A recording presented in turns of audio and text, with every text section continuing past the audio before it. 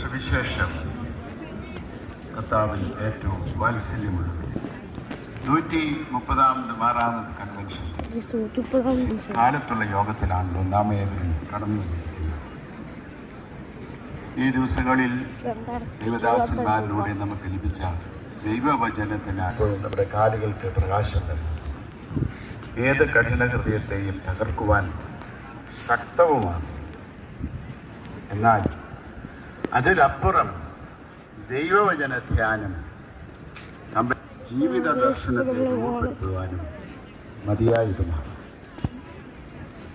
ഇന്ന് കാലത്തെ നമ്മുടെ ധ്യാനത്തിനായി തിരഞ്ഞെടുത്ത വിഭാഗം ഉണ്ടായി കേൾക്കുകയാണ്. ചെറുതാകണം.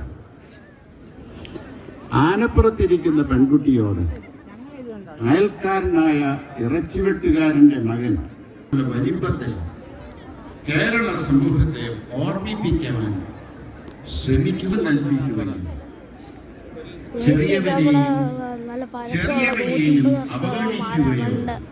അവഗണിക്കുകയും 30 വർഷം പഴക്കമുണ്ട്. ബ്രിട്ടീഷ് കാലത്ത് നിർമ്മിച്ചത് തെങ്ങിന്റെ ഓല വെച്ചുണ്ടാക്കിയിരിക്കുന്ന മന്ദലാണ്. 1 ലക്ഷം പേർക്ക് ചെയ്യാൻ കഴിയും. അന്നത്തെ കാലത്ത് ഇങ്ങനെയാണ് ഉണ്ടാക്കുന്നത്.